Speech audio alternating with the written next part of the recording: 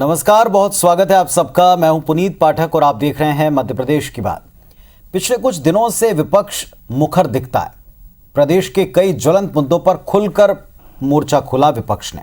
महंगाई की बात हो, बेरोजगारी का मुद्दा हो, पेट्रोल डीजल के बढ़ते दाम हो, कांग्रेस ने सड़क पर उतरकर डटकर विरोध किया और साथ ही साथ सुधार की गुंजाइश इसको देखते हुए मांगे रखी। लेकिन प्रदेश में कुछ और ऐसे टॉपिक, कुछ और ऐसे मुद्दे रहे, जैसे बिगड़ता हुआ माहौल, मारपीट की घटनाएं या सरकार के कुछ नीतिगत निर्णय। इन मुद्दों पर कांग्रेस के निशाने पर सरकार से पहले संघ पर हमला रहा है। बीते कुछ दिनों से कांग्रेस के दिग्गज नेताओं की टारगेट पर भाजपा से कहीं ज्यादा संघ पर निशाना दिखता है। क्या कोई रणनीति के तहत ऐसे किया जा रहा है? कितना कामयाब है कांग्रेस का ये वाला फॉर्मूला, ये रणनीति? इस पर बहस करेंगे। पहले एक रिपोर्ट दिखाते हैं आपको। भारतीय जनता पार्टी और संघ के सुनियोजित योजना के अंतर्गत किया जा रहा है। वैसे ही आरएसएस मेडिकल स्टूडेंट और कई तबकों पे अपनी विचारधारा घुसेड़ देना चाहती है। आरएसएस मेरे हिसाब से तो एक षड्यंत्रकारी संगठन है। पूरे देश पर धीरे धीरे राष्ट्रीय स्वयंसेवक संघ कब्जा कर रहा है। कांग्रेस नेताओं का बयान ये बताने के लिए काफी है कि मध्य प्रदेश की सियासत में विपक्ष के निशाने पर सत्तारूढ़ बीजेपी कम और संघ ज्यादा है। इंदौर में मारपीट का मामला हो, एमबीबीएस छात्रों को संघ का पाठ पढ़ाने का फैसला हो, मध्य प्रदेश में कुलपति के नाम को कुलगुरु करना हो, या फिर खरगोन में पुलिस कस्टडी में आदिवासी युवक की मौत का मामला। कांग्रेस नेताओं ने सरकार के बजाय आरएसएस को इसकी वजह बताया। पूर्व मुख्यमंत्री दिग्विजय सिंह ने तो यहां तक कह डाला कि देश में जो माहौल खराब हो रहा है इसका जिम्मेदार सिर्फ संघ है। इतना ही नहीं, दिग्विजय सिंह ने चुनौती तक दे डाली कि संघ प्रमुख एक मंच पर आ जाएं तो सबूत भी दे देंगे। पूरे प्रदेश में आदिवासियों के खिलाफ ऐसा माहौल बनाया जा रहा है, डराने का, धमकाने का, और पूरे तरीके से ये सब कुछ भारतीय जनता पार्टी और संघ के सुनियोजित योजना के अंतर्गत किया जा रहा है। दिग्विजय सिंह पहले भी कई मंचों पर यह दावा कर चुके हैं कि संघ देश में नफरत फैलाने का काम कर रहा है। इधर कांग्रेस नेता संघ पर बयानबाजी करें और बीजेपी चुप रह जाए, ऐसा हो सकता है क्या? दिग्विजय सिंह को जवाब देने के लिए मैदान में उतरे शिवराज सरकार के गृह मंत्री डॉक्टर नरोत्तम मिश्रा। उन्होंने पलटवार करते हुए कहा कि वे जब भी बोलेंगे दुर्भावना ही फैलेगी। अफगानिस्तान और पाकिस्तान में संघ नहीं है, फिर वहां का माहौल क्यों बिगड़ा हुआ है? आरएसएस यहाँ पे लड़ा रही है भाई भाई को, तो अफगानिस्तान में भाई भाई को कौन लड़ा रहा है? वहां तो आरएसएस नहीं है, वहां विश्व हिंदू परिषद भी नहीं है, वहां बजरंग दल भी नहीं है। यहाँ पर दिग्विजय सिंह जैसे लोग हैं, इसलिए ये लड़ाए जा रहे हैं। हम समाज को बांटने का इन्होंने ऐसा लगता है जैसे बीड़ा उठा लिया। ये पहली बार नहीं जब कांग्रेस नेताओं ने संघ पर सवाल खड़े किए हों। दरअसल कांग्रेस जानती है कि सत्तारूढ़ बीजेपी की सबसे बड़ी ताकत संघ है। कांग्रेस ने 2018 विधानसभा चुनाव के घोषणा पत्र में यहां तक कह दिया था कि सरकार बनने पर शासकीय परिसरों में संघ की शाखाएं लगाने पर प्रतिबंध लगेगा और सरकारी अधिकारियों कर्मचारियों के शाखा में जाने की छूट संबंधी आदेश को निरस्त किया जाएगा। लेकिन सत्ता में आने के बाद भी कांग्रेस ये कर नहीं पाई। अब सवाल ये कि बीजेपी की जगह आरएसएस को निशाना बनाने से कांग्रेस को कितना फायदा होगा। नवीन कुमार सिंह, IBC 24, भोपाल। और टेलीविजन स्क्रीन के ऊपर हमारे पैनल में जुड़े हुए दो बहुत ही प्रबुद्ध वक्ता हैं और तर्कों के आधार पर ये बात करते हैं, तर्कशीलता के आधार पर अपनी बातें रखने में दोनों सिद्धहस्त हैं, माहिर हैं। और इसीलिए इनसे हम उम्मीद करते हैं कि जो विषय है आज का, क्योंकि पूरी तरह से सियासी है लेकिन इसके भीतर एक मैसेज भी है और इस मैसेज को ही डिकोड करने की कोशिश पहले स्वदेश जी के साथ करेंगे। स्वदेश शर्मा जी कांग्रेस पार्टी से हमारे साथ में और पंकज चतुर्वेदी जी भारतीय जनता पार्टी से हमारे बीच में हैं। बहुत बहुत स्वागत है आप दोनों का इस चर्चा में। स्वदेश जी, जो पिछले कुछ दिनों से विपक्ष हमलावर है, तीक्ष्ण हमले करता है, इनके केंद्र में बीजेपी सरकार से पहले संघ दिखता है। स्पेशली अगर पॉलिसी का मैटर हो, स्पेशली अगर सड़क से उतर करके जो आप आंदोलन करते हैं वहाँ तक तो ठीक है, लेकिन अगर आप बयानी तौर पर हमले देखें तो ऐसा लगता है कि संघ के ऊपर सीधा निशाना। एक नहीं 4 बड़े नेताओं के बयान हमने सुने। प्रदेश का माहौल बिगाड़ने से लेकर नीति परिवर्तन तक हर चीज़ का ठीकरा संघ पर फोड़ा जा रहा है।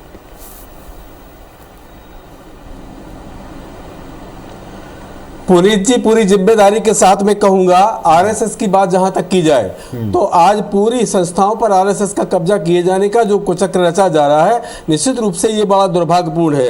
अगर आरएसएस इतनी अच्छी होती और देश प्रेमी होती, राष्ट्र प्रेमी होती, तो इसमें जब वल्लभ भाई पटेल गृह मंत्री हुआ करते थे उन्होंने बैन क्यों लगाया था? और अगर ऐसे ही जो देशभक्त थी आरएसएस, तो आरएसएस के मुख्यालय नागपुर में 2002 तक तिरंगा क्यों नहीं फहराया गया? अगर इतनी ही देशभक्त थी तो भारत छोड़ो आंदोलन में इन्हें हिस्सा क्यों नहीं लिया?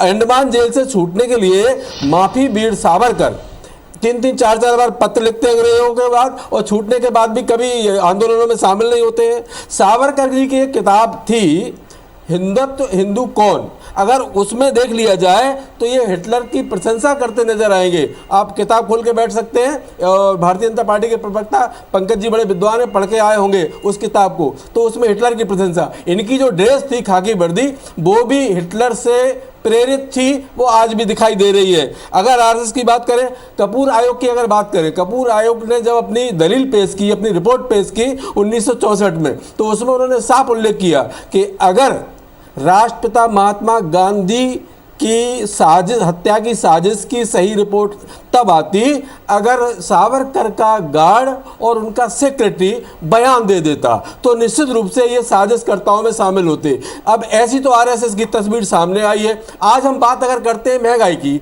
तो महंगाई चरम पर हो गई है। इन्होंने 2018 के चुनाव में कहा था कि हम गैस पर 100 रुपए की सब्सिडी देंगे। माननीय मुख्यमंत्री महोदय, याद होगा आपको अपने दृष्टि पत्र, उन्होंने साफ कहा था कि हम 100 रुपए देंगे। और उन्होंने 2-3 बातें और जोड़ी थी इसमें।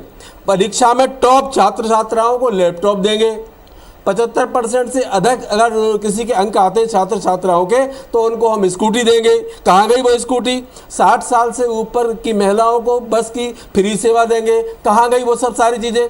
आज दलित आदिवासियों के साथ जिस तरह का काम हो रहा है, जिस तरह का अत्याचार हो रहा है, वो किसी से छुपा नहीं है। नेवावर में देखा होगा आपने, एक ही परिवार के 5-5 लोगों को दफन कर दिया जाता है और 1.5 महीने तक अधिकारी कर्मचारी सरकार उसको बचाने का काम करती है, उसके बाद खुलासा होता है। नीमच में अपने बच्चे और पत्नी को ढूंढने जो आदिवासी युवक निकला है, उसको टेम्पो से घसीट करके उसके प्राण ले लिए जाते हैं, सरकार चुप है।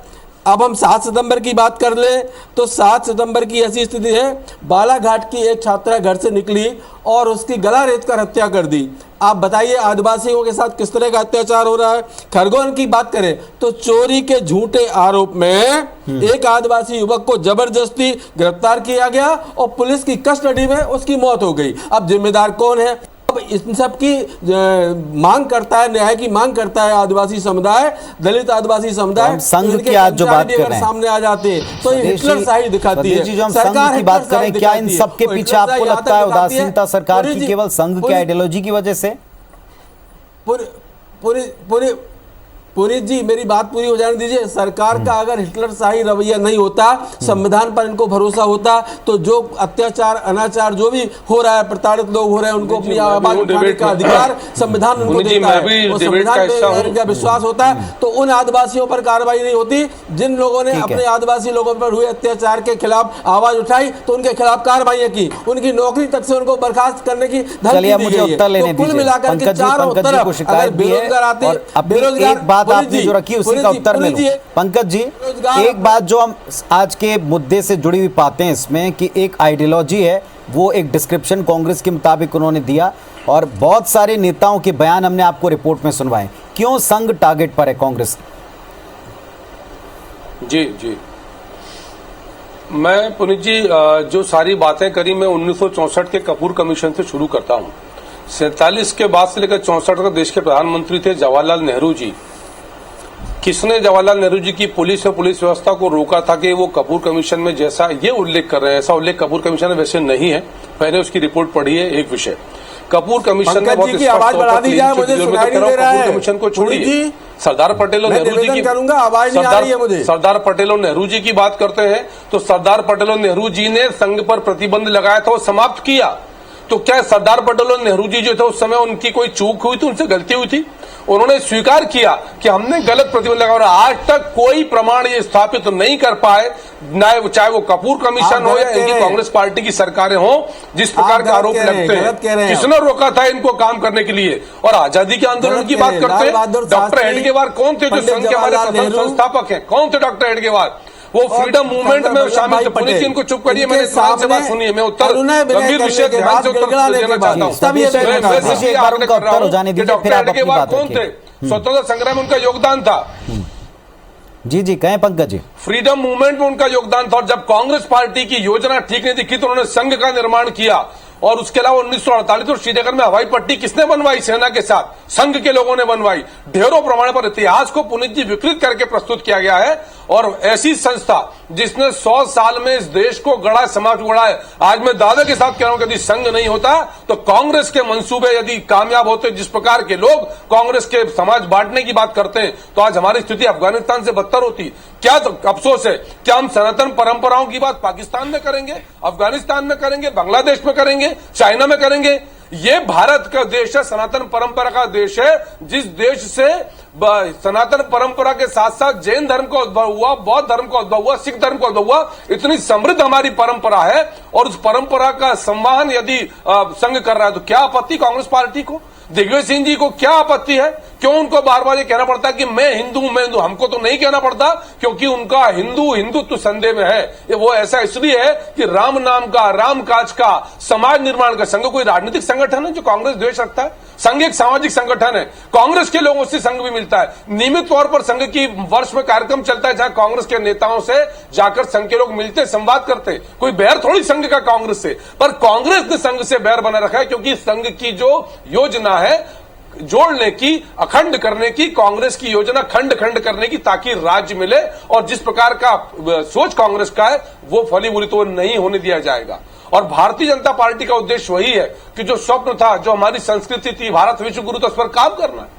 झूठे निराधार आरोप, मैंने सीधे सवाल उठाया कि जिन नेहरू जी और सरदार पटेल का जिक्र किया, उन्होंने प्रतिबंध समाप्त किया था संघ के ऊपर, गुरु जी को जेल से रिहा किया था। क्या गलत थे नेहरू जी, सरदार पटेल? झंडा फहराने की बात है तो झंडा संहिता थी देश में, कांग्रेस पार्टी की सरकार ने पुनीत जी प्रतिबंध लगा रखा था कि झंडा यदि निजी स्थान पर फहराया गया तो दंड मिलेगा। नवीन जिंदल की याचिका पर बाद में कानून बदला और फिर संघ के कार्यालय में झंडा फहराता। हमको प्रमाण की आवश्यकता नहीं है, हम तो तिरंगे में भगवे का भी सम्मान करते हैं और हरे रंग का भी सम्मान करते हैं। संघ अभी क्या कहा आदरणीय सरसंघ चालक जी ने कि सब भारतीय हैं, सबका डीएनए भारतीय, सब हिंदू है, जो हिंदुस्तान में वो हिंदू है।